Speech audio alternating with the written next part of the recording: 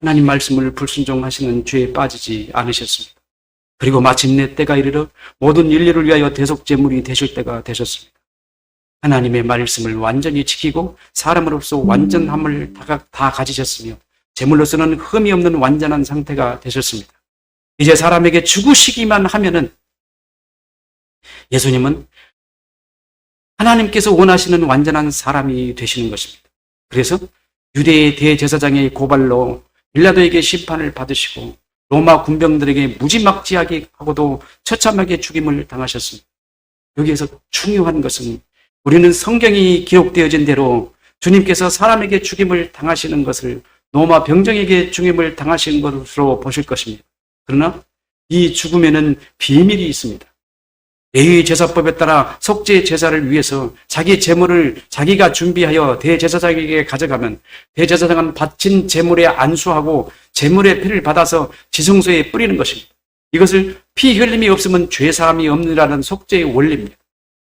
일반적으로 대속의 의미를 타락하여 죽은 사람을 제물의 조건이 되지 않기 때문에 죄가 없으신 주님이 대속 죽어야 한다거나 혹은 아담이 죄를 범하고 나자 그들의 허물을 덮기 위하여 가죽옷을 지어 입히기 위해 동물이 희생을 당하거나 혹은 여러 가지 성경의 가르침들이 있습니다. 그러나 그보다 중요한 것은 죄값을 치르기 위한 대속은 죄인인 자신이 죄에 대하여 죽는 것입니다. 자기가 죽어야 돼요. 내가 죽어야 된단 말이에요. 그래서 주님은 우리에게 뭐라고 말씀하신지 아십니까? 자기 십자가를 지라고 말씀하시는 거예요. 누구든지 자기 십자가를 지고 나를 따르지 않으면 내게 나와 합당하지 아니하다. 너 죽으라 이렇게 말씀하신 거예요. 죽을 수 있나요? 그 비밀은 요한복음 6장 47, 59절에 아주 잘 설명하셨고 모든 사람들에게 성찬 예식을 주심으로 확실하게 하셨습니다. 여기에서 주님께서는 우리 각자가 주님의 몸과 피를 먹지 아니하면 주님과 아무런 관계가 없다고 말씀하십니다. 여러분이 주님의 몸과 피를 먹어야 돼요. 한번 생각해 보세요. 전능하신 하나님이 자신의 몸을 가지고 야만적이게 너희가 내 살을 먹고 내 피를 마셔야 돼. 이 말이 가당치나 합니까? 합당합니까? 전능하신 하나님의 말씀이에요. 이 말씀이. 야만적이지 않나요? 사람의 살을 먹고 피를 마시고 이게 도대체가 납득이 안 가잖아요. 그래서 유대인들이 뭐라고 그랬어요? 제사를 어떻게 우리에게 주어 먹게 할 수 있느냐? 이러지 않았나요?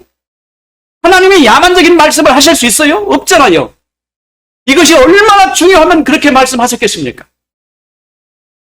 그러잖아요. 너희가 내 살을 먹지 아니하고 내 피를 마시지 아니하고 나와 관계가 없다. 뭐라는 거예요? 우리가 주님의 피를 먹어야 되고 주님의 살을 먹어야 된다는 거 아니에요? 주님의 피와 살을 먹으려면 어떻게 해야 돼요? 죽여야 되잖아요. 죽여야 되잖아요.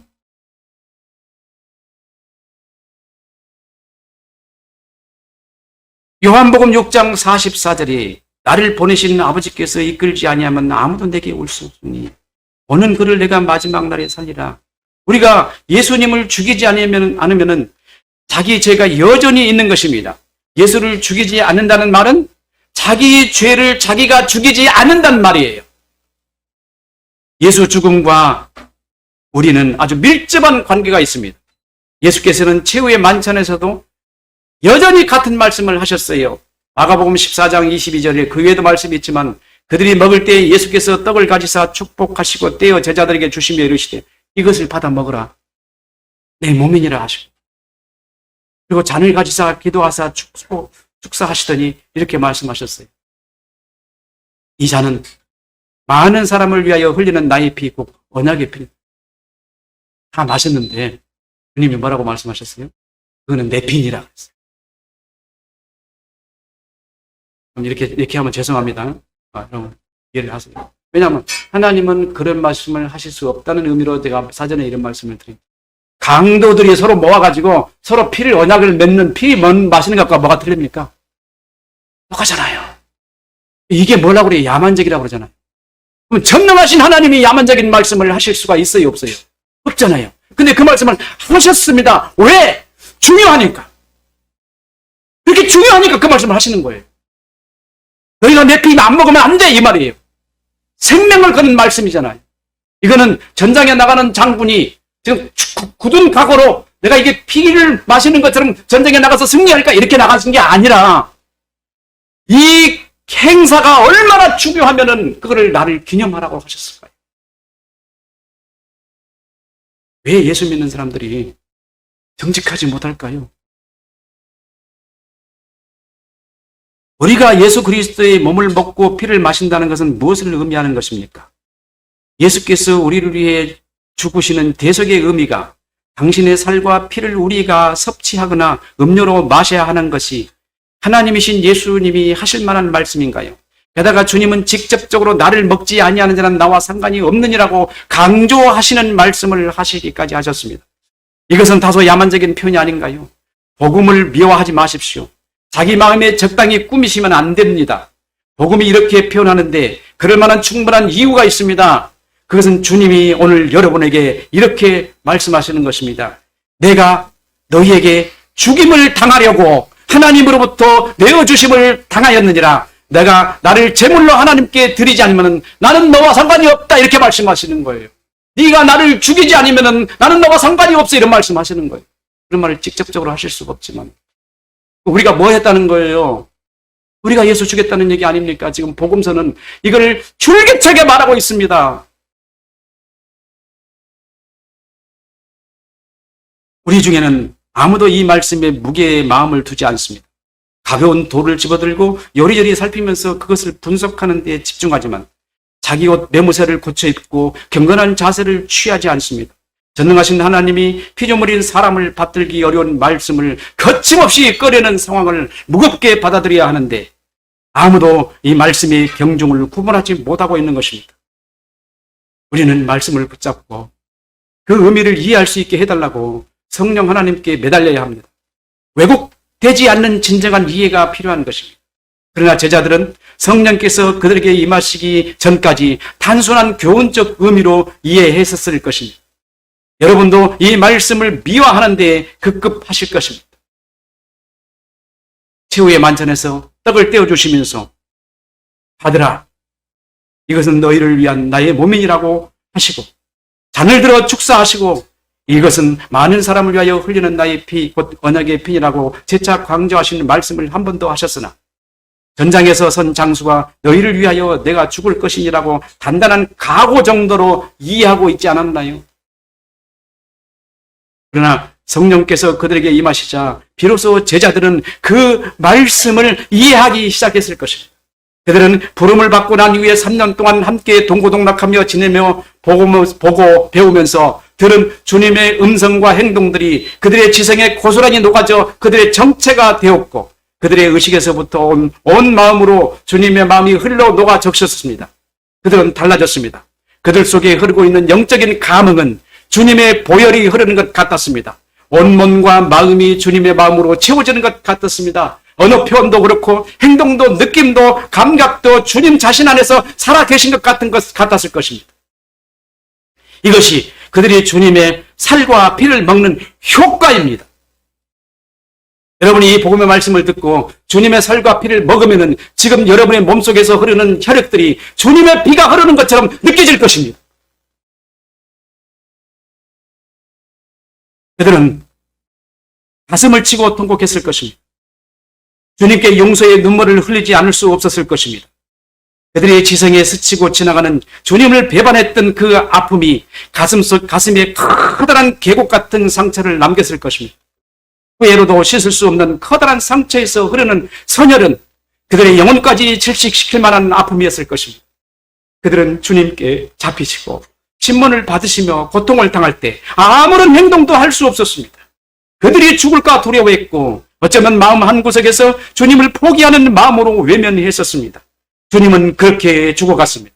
제자들은 죽어가는 주님께 아무것도 하지 못하고 고개를 돌리고 외면하는 것 그 자체가 주님을 죽이는 행동이었는데 그 사실을 부인하려고 했습니다.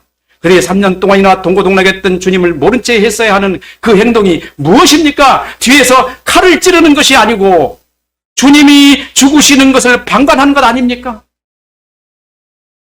그리고 3번씩이나 모른다고 욕하고 거짓말로 변명하는 것은 곧 주님을 칼로 찌르는 죽이는 행위와 뭐가 다를까요?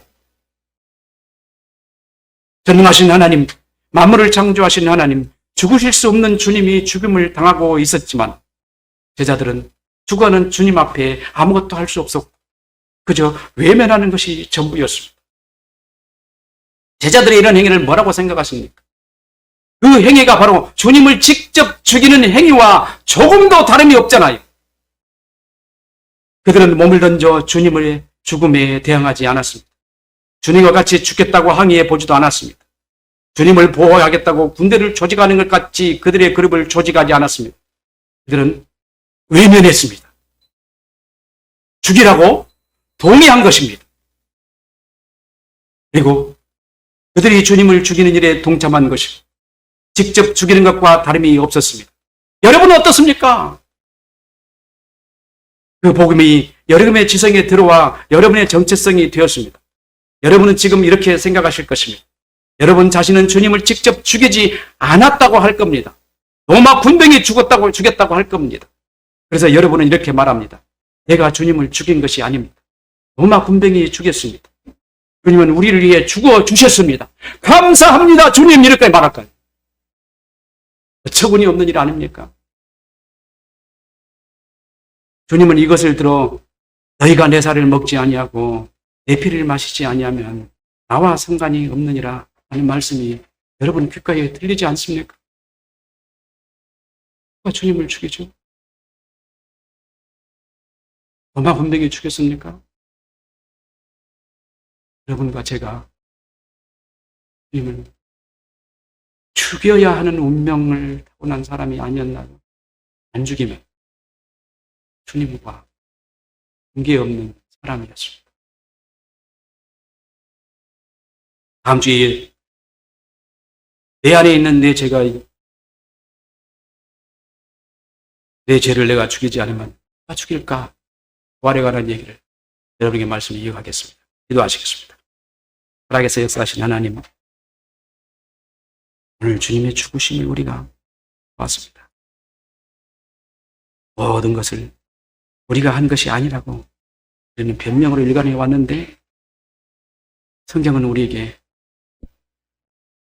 솔깃하게 내가 주님을 죽였다고 말합니다. 주여 우리가 진심으로 고백합니다. 주님을 우리가 죽였사오니 우리의 죄를 용서하여 주옵소서. 우리를 불쌍히 여겨 주시옵소서. 주님의 음성을 듣게 하옵소서. 살아계신 우리 주 예수 그리스도의 이름으로 감사하며 기도하옵나이다. 아멘.